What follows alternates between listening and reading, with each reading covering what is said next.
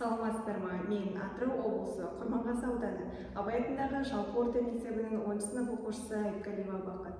Жасыл клуб номинациясы бойынша «Жасыл әлем, біздің әлем, болашақ ұрпаққа таза әлем қалдырайық» атты жоба жұмысымды істеуге ұсынғалы отырмын. Жобамның ұстанымы: бүгін табиғатты сақтасаң, ертең табиғат сені қорғайды. Жобаның мақсатына тоқтала кетсек, жобаның мақсаты оқушыларды табиғат байлығын үнемдеуге, экологиялық мәдениетті қалыптастыруға және туған өлке табиғатын қорғауға тәрбиелеу. Экологиялық білім берудің маңызы бар ма? Қазіргі кезде барлығымызды толғандыратын және қызықтыратын сұрақтардың бірі. Әрине, экологиялық білім берудің маңызы өте көп. Ең бірінші сананы қалыптастыру. Егер де адамның экологиялық білімі болса, бұл бізде табиғат байлықтарын қорғауға және оларды үнемді пайдалануға шақырады. Келесі, болашақ ұрпақ үшін. Дәл қазіргі уақытта біз экологияны сақтай отырып, келешек өскелең ұрпаққа таза және қауіпсіз қоршаған ортаны қалдыра аламыз.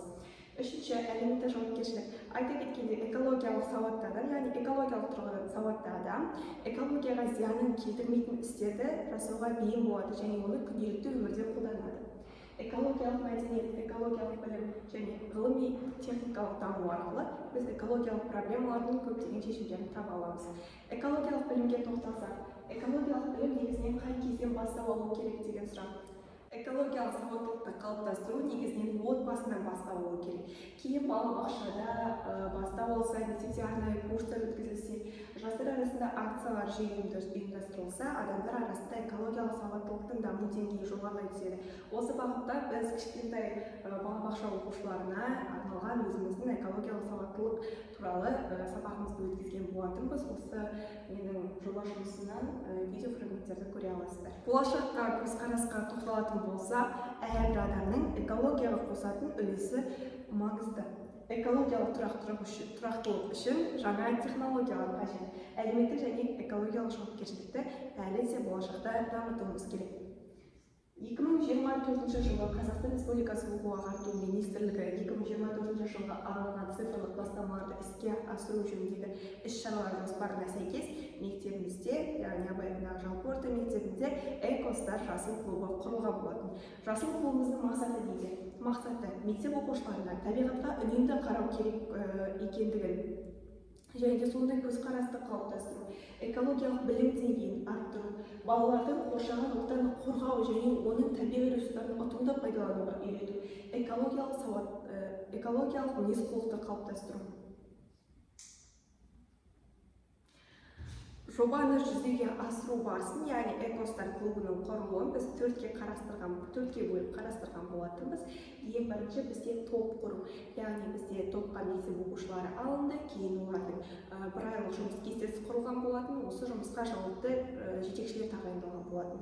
Топ жасақталып, жетекшілер тағайындалып, жұмыс жоспары құрылғаннан кейін біз жұмыс жоспарымыз туралы бойынша өз жұмыстарымызды жасауға кіріскен болатынбыз.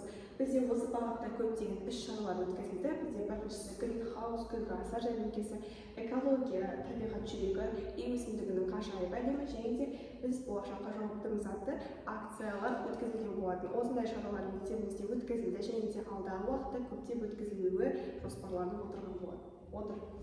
Кейін бізде осы Экостар клубының аясында агрожасақ құрылған болатын. Бұл жайлы қазір біз Инстаграм парақшамызға салған болатынбыз. Сол кезде толығырақ айта кететін боламын. Кейін бізде осы бағытта жасыл мектеп жобасы қолға алынып жүзеге асырылған болатын. Оның мақсаты неде? Мақсаты оқушыларды табиғатты қорғауға, үнемдеуге және таза ұстауға үйрету, және де біз және табиғат арасындағы сабақтастықты білуге, түсінуге үйрету, дәріптеу болған болатын. Экологиялық байқаулар мен форумдарға тоқталатын болсақ, мектебіміз экологиялық форумдар мен байқауларға тоқталатын болса, мектебіміз экологиялық форумдар мен байқауларға қатысқанда өте белсенділікті танытып, көзге түсіп келе жатқан мектептердің бірі десек те болады. Осы бағытта біз көптеген республикалық форумдарға және байқауларға қатысқан боламыз. Ең бірінші бізде табиғатты аяла республикалық форумы, жер біздің ортақ үйіміз, республикалық конкурсы, жер күніне арналған жер келбеті, жер сағаты атты көптеген форумдарға жыл сайын белсене қатысып, өз белсенділігімізді танытамыз. Осындай форумдар мен республикалық байқауларға қалған жұмыстарымыз жеміссіз қалған емес. Әрине оқушыларымыз, өзім де, жетекшілеріміз де жыл сайынғы жарыстарда көптеген орындар алып, жүлделермен қайтамыз. Осы бағытта экологиялық бағыттағы жарыстардан, форумдардан алған сертификаттар мен дипломдар сіздердің алдарыңызда көрсетіліп тұр. Бұны біз оқушыларымыздың, жетекшілеріміздің жетістігі деп мақтана көрсете аламыз. Мұнайлы өлкенің экологиясы сені ойландырады ма атты бетке тоқталсақ, осы бағытта бізде өлкеміздің қазіргі әл-ауқаты қандай атты дөңгелек үстел өткізілген болатын. Оқушыларды шығармашылыққа баулу негізінде суреттер шеруі, эссе жайында мен Шұғайдың ақындар өлеңдері байқаулары өткізілген болатын. Және де осы жарыстардан алынған видео, фото фрагменттерді сіздер көре аласыздар. Келесі бізде экодесант атты сауалнама. Сауалнамаға негізінен аудан тұрғындары қатысқан болатын. Сауалнамамыздың мақсаты неде? Аудан тұрғындарының арасында экологиялық сауаттылық деңгейін арттыру және де экологиялық бағытта өткізілетін іс-шаралар ұйымдастыруға және оған белсене қатысуға шақыру болатын. Негізінен біздің сауалнамамыз негізгі 4 сұрақтан тұрған болатын. Сізді біздің ауданымыздағы қоқыс мәселесі алаңдатады ма? Егер де бізде сенбіліктер болатын болса, сіздер қатысасыз ба? Біздің ауылды таза деп атай аласыз ба? Яғни осы ауылымыздағы, яғни ауданымыздағы экологиялық проблемаларды шешу үшін не істеу керек деп ойлайсыз?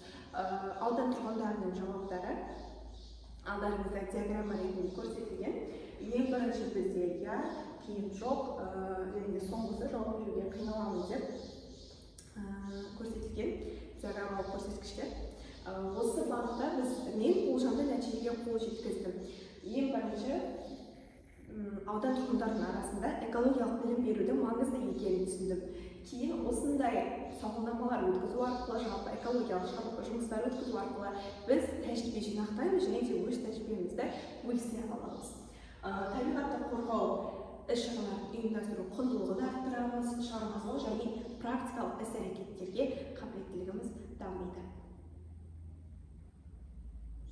Мектепте жүргізілген іс-шараларға тоқтала келсек, экологияның сенімді өкілі, қалдықтардың екінші өмірі, туған жердің экологиясы, экология менің көзқарасы мен суреттер байқауы, табиғатты қорғайық, табиғат байлықтарын үнемді қолданайық атты көптеген шараларымыз өткізілген болатын. Бізде бір жақсысы экологиялық шаралар тек қана мектеп көлемінде емес, мектепке қатысты тұлғалар, яғни жалпылама өткізіледі. Тек қана шараларымыз оқушыларды қамтымайды, тек қана оқушыларды емес, сонымен қатар жетекшілерді, ата-аналарды қамтып, ауқымды шаралар өткізуге тырысамыз. Осындай бағытта ұйымдастырылған шараларымыз сіздердің алдарыңызда көрсетілген. Бұның барлығы біздің жас клуб Instagram парақшамызға салынған болатын. Және де мектебіміздің, яғни Абай атындағы жалпы орта мектебінің Facebook парақшасына жарияланған болатын. Табиғатты аяла, болашақты сақта. Айта кеткенде, біздің Instagram парақшамыздың QR коды көрсетілген. Осы видеоның астына да мектебіміздің жасыл клуб парақшасын белгілеп кететін боламын. Сонда кіріп, біздің жұмыстарымызды толыққанды көре аласыздар. Жалпы экологиялық сауаттылықты, экологияны жақсарту үшін біз не істей аламыз болашақта және де қазірде. Барлығы қарапайым. Біздер ағаштар отырғызу және оны қалпына келтіре аламыз. Шелтер мен акциялар ұйымдастыра аламыз, қоқыс қалдықтарын тазарта аламыз және жағажайлар өзендерді пластикалық қалдықтардан тазалауымыз керек және де тазарта аламыз. Бұның барлығы да біздің қолымыздан келетін іс-әрекеттер. Осындай қарапайым іс-әрекеттерді істеу арқылы біз экологияның жақсаруына өз үлесімізді қоса аламыз. Сөзімді қорытындылай келе, біздің басты мақсатымыз табиғаттың байлығын сақтау және болашақ ұрпаққа таза және қауіпсіз қоршаған ортаны қалдыру. Табиғатты қорғау әр адамның, әр оқушының, жалпы адамзаттың міндеті. Табиғатты қорғау өз өмірімізді қорғау деген ұстанымды ұстана отырып, экологиялық мәдениетті дамытуға, қоршаған ортаны сақтауға және жақсартуға атсалысамыз. Жобамыздың әрбір қадамы табиғатқа деген қамқорлығымыз. Біз барлығымыз бірге жұмыс істей отырып, өзіміздің қоршаған ортаны жақсартып, келешек ұрпаққа қауіпсіз кереметтей экологиялық ортаны қалдыра аламыз. Және келешек ұрпақ үшін жарқын болашақ құруға үлес қосамыз. Табиғатқа деген сүйіспеншілік, болашаққа деген қамқорлық. Назарларыңызға рахмет.